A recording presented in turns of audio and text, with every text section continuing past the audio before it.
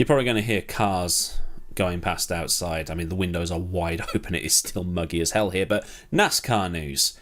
And that's something you don't normally hear on this channel. I mean, if they ditched the playoff system and got rid of that staging system as well, I'd probably watch it because it'd be a bit more understandable for me. I don't get the playoff system. Nobody does. You're not getting the same viewing figures as the NFL.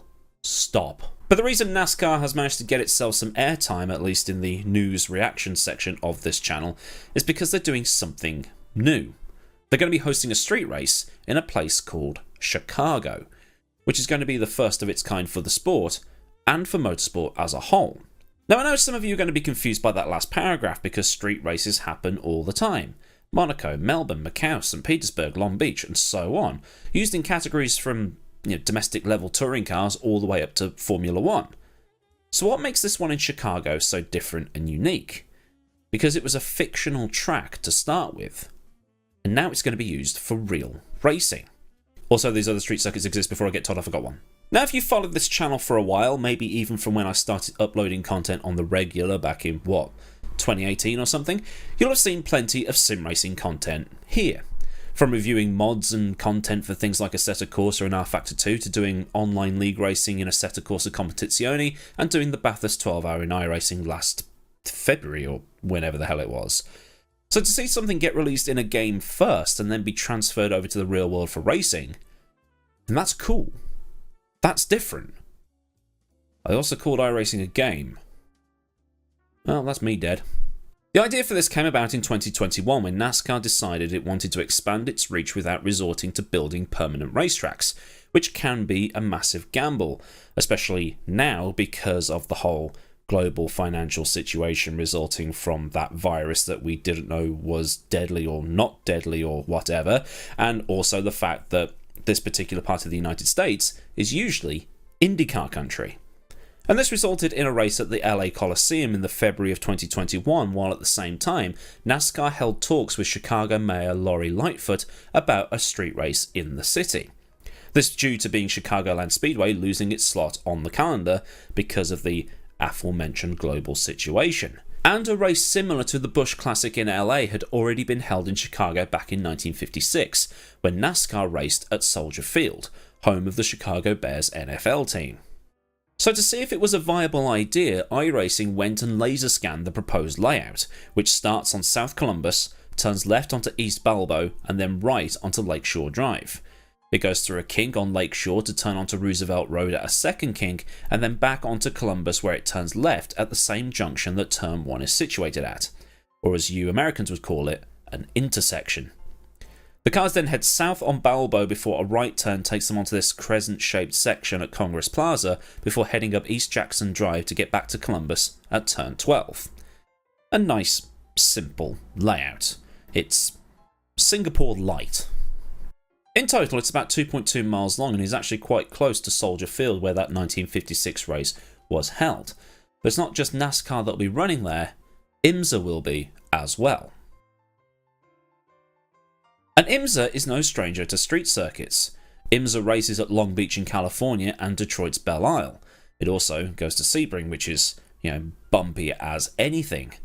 But IMSA will continue to race at Road America, whereas this Chicago track will replace the Road America round for NASCAR and will be held on the Independence Day weekend of 2023. Now, I'm of a certain age to remember NASCAR only visiting two proper tracks over the course of the season, Sonoma and Watkins Glen. In 2022, that number has increased to 6 events, with it being 7 last year. NASCAR then seems to be looking at how IndyCar and Formula 1 have closed off streets for racing, especially with Formula 1 now hosting races in Miami and later Vegas, and thinks it can get on that too and diversify its track pool to offer all 3 disciplines of circuit racing.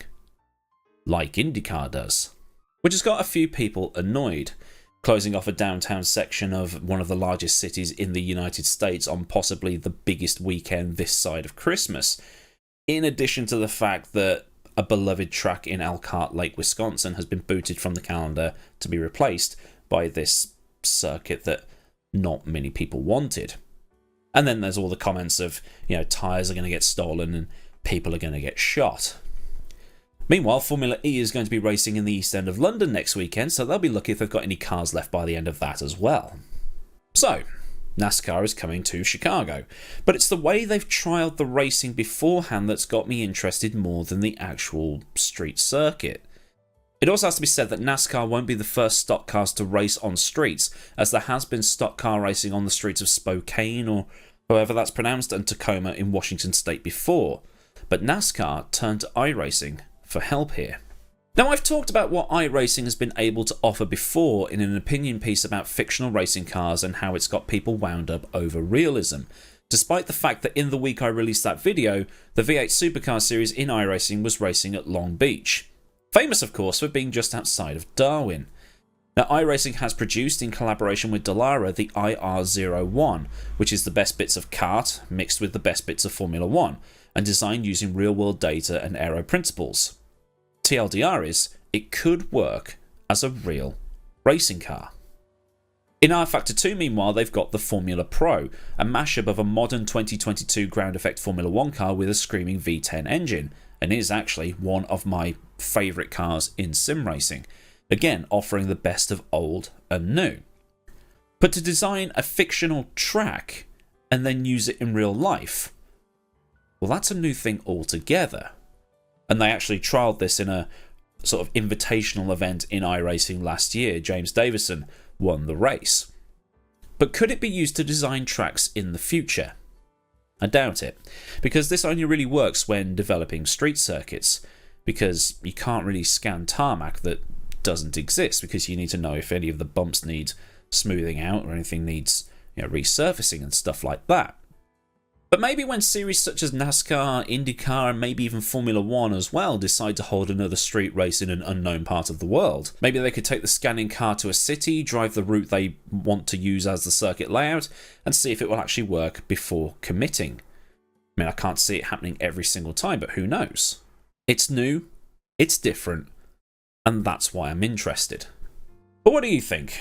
NASCAR on the streets of Chicago. Does it get a yay or does it get a nay? Are you going to reserve judgment until you actually see the racing, or are you against it now and will be forever and nothing will change your mind? Leave any opinions down in the comments section underneath this video and get a discussion going. It is, after all, why these opinion videos exist. And while scrolling down, make sure this video has a thumb up on the thumb up leaving zone so that the algorithm can do algorithmy things. If you're not subscribed, get subscribed and also get that bell on as well, so you never miss out on any future content. Massive thanks to the kind folk over at Patreon for the continued support, and if you do want to support me at a more personal level, you can do so by clicking the link down in the description, where there'll also be links to Discord and also to my socials. So until next time, I've been Millward. Have a great day wherever you live in the world, and I'll see you all again soon for another video. Goodbye.